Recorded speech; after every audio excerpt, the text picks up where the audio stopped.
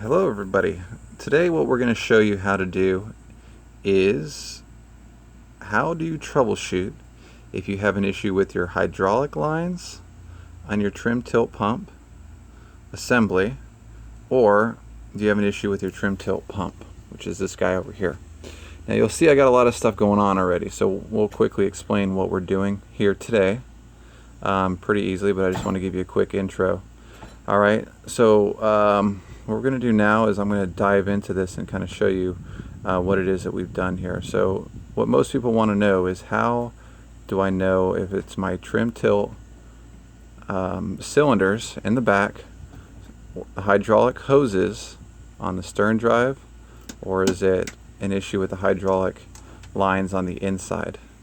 And the way you're going to be able to tell is, first and foremost, you want to go to your local hardware store and get a flare cap. 1/4 inch is the size you're going to be using. You're going to need 2 of them. Alright, so flare cap 1/4 inch. Alright, before you do anything else, you're going to need a safety first. You're going to go in the back and you're going to take 2 ratchets, and I'm going to jump over there real quick and show you what we're going to do. Alright, so we're in the back of the boat now, and what we got, you see one ratchet on one side and we have another ratchet on the other. Both of them are fairly tight, and this is for safety purposes. I'll kind of explain the whole methodology behind 2 ratchets here in just a minute. Alright, so make sure when your ratchets are attached, give a good pull on them, make sure that they're able to hold the weight, right? So that one's good. Same thing with this one over here. Get a good pull on it, make sure it's able to hold the weight. Alright, the other thing that I have here is, you see I have the covers off on the trim tilt cylinders.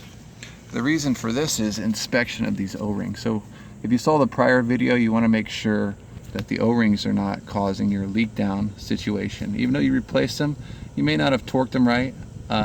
So get underneath here, use some degreaser. I'm sure the whole process of cleaning up everything, you may have during the cleanup process, you may have noticed that you have some excess transmission fluid, or in this case you'd have excess trim tilt fluid all over the place down here. So you want to clean that off so you can quickly identify any kind of leaks right down here. Same thing with these flares, or with this flare down here as well. You want to make sure there's no leak underneath. So considering you don't have any leaks, right, and you followed my procedure on how to fill this properly, right? So this has got this is tight, this 7/16 and this 7/16 are tight, and you have fluid in there. All right, we're going to jump on the other side, do a quick inspection over there.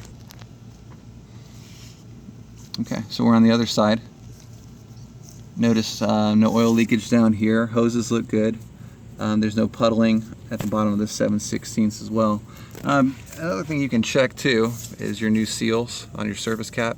Make sure those are good. Should be leaking, because fluid won't leak uphill in most cases. But considering there's no leaks here and your hoses are all good, we're going to move on to installing those 1/4 inch flares that I showed you. And then this is going to tell you, by having those 1/4 inch flares installed, it's going to tell you if you have an issue with one of the seals in your cylinders. Perhaps your hydraulic hoses are leaking. This will tell you for sure. Best way to do it. Most people are wondering, how do I tell the difference between the cylinder leak down situations, hydraulic hose causing it, or is it my trim tilt pump causing it? So this is you're gonna love me for this. All right, so we're gonna go back into the engine compartment, talk a little bit more in there. Now you got to see what to look for on the trim tilt cylinders on the back. Now that you have your 2 ratchets installed how we went over, you also have your 1/4 inch flare cap as well. The next step, what you're gonna do is, like I said, safety first. Make sure those 2 ratchets are firmly tightened, because if not, you're going to run into some issues. Also, we talked about in the prior video as well, is making sure your cylinder is blocked underneath. I'm going to jump back over there to that side of the video real quick so you can see that. You'll see down here we have the pre-positioned block. So in the event that we have a condition, right, where there's too much air in the cylinder, or there is a bad seal, or maybe the hose is leaking, this thing, your stern drive comes flying down, you want to make sure it doesn't run into a rock. Make sure you're wearing good protective shoes as well, so you don't have any feet injuries. And worst case, it's going to come flying down and hit this the cedar block 4x4 right here. So do your due diligence in terms of safety first here. So in the event that this does come flying down and you lose both ratchets for whatever reason, you're still in good shape. Okay, so let's jump back into the cab. Now that we're back again here, you'll see I already have the 7/16 flares disconnected here. What we're going to do is, your stern drive in the back is secured like we discussed already. You're going to go ahead and remove these 7/16 flares. Try to keep these lines up. And what's going to happen is, with that stern drive completely held in place, when you remove both of these lines and you cap them, your stern drive will no longer move. Because of your check valves that are in here, when the stern drive wants to push fluid up through one and create a vacuum in the other, as long as you cap both, your stern drive, in theory, if there's no leak down condition, should stay still. Alright, so you'll see here, I've already capped it off video, no leaks. Very important that you make sure you snug these up real good. Use a good flare wrench.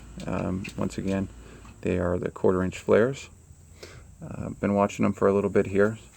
So what we're going to do now is we're going to show you in the back if everything's held in place here. I'm going to hit pause. Okay, so we have the flares on, both the up and down lines.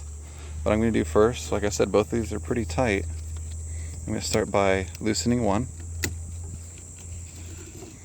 Okay, so notice here, the other one's pretty good. Looks like it's holding so far. Let's jump to the other side. All right. So this is, this is the part here where you don't want to take this other ratchet, right, and just leave it hanging like I did there. Definitely not a good idea. And the reason being is, if there is a lot of air in the system, you want to make sure that you have a safety net, right, so it doesn't come flying down. Let's see here, nice and tight, right? So there's some slack in it. It'll come down maybe in theory about a foot or so if there is a lot of air in the cylinders. All right, so this one's still pretty tight. So this is kind of like the do or die moment at this point, right? Here we go. And just be careful too. Like I said, make sure when you loosen this, your feet aren't underneath. And in the event that it does come flying down, it hits that board down there. And worst case scenario, you have a little paint missing. So here we go. All right, just as we suspected, stern drive is firmly held in place. So just gonna watch it for a little bit here. Make sure we don't see any kind of leak down. Just make sure you don't get too close to the stern drive in the event it does come flying down. I'm gonna loosen up this ratchet. Okay. Looks like it's still held up pretty good, so I'm just gonna keep my distance for right now. Okay. So, everything looks good. Like I said, there's no trim tilt pump on here anymore. It is only being held in by the pressure itself. The lines in the cylinder. So your question is, how far is the full up position in my situation? So you're wondering, how far is the trim up in the full position? On mine, it's 9. So what I'm going to do now is just kind of go over why this theory works really well for me, and then we'll give it some time. We'll wait. I don't know, how's a week sound? I'll hit pause and you won't notice any difference from the viewer's perspective, but I'll wait a week. We'll come back and remeasure it around the same time another afternoon. But before we do that, kind of talk about why this methodology works. So right now, as you notice, we have both flares capped up. Both of these lines on both sides are both capped. So there's 3 seals on this cylinder on the inside, and then we have a total of 3 on the surface cap. What's going to happen is the fluid here on the upper position and the lower position, if there's a leak in this piston right here, it's going to want to try to balance out. So if you do have a slow leak condition, like I'm waiting a week, right, to see if this trim comes down. If there is a situation where there is a leak in one of these seals, your trim will seek to equalize. So it's at 9 inches now, expected to, perhaps be 4.5 inches. But in theory, if everything is good with your seals on the inside, you won't have any movement at all. This cylinder, the distance here, the 9 inches, will not change whatsoever. So yeah, what I'm going to do now is I'm going to walk away, cut the video. I'll come back in a week and see if we have any leak on these 7/16 here. We'll remeasure this piston total length, see if that's changed, and if not, then we can call the hydraulic lines and then the rebuild that we did earlier with your cylinder. We'll call that rebuild good, and we'll just focus on the trim tilt pump from there.